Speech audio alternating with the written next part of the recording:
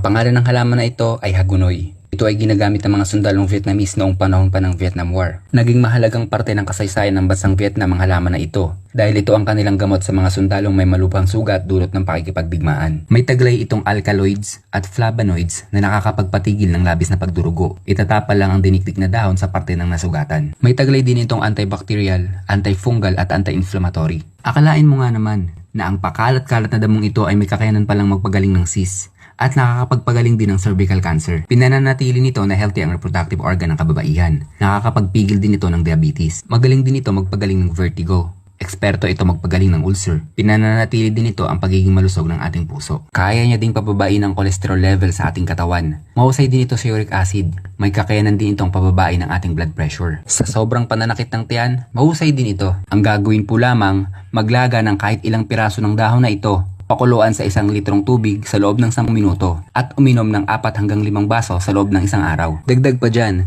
pwede din ang dinikdik na dahon nito bilang gamot sa pigsa, pantal, galos, kulibra o maliliit na butlig sa ating balat.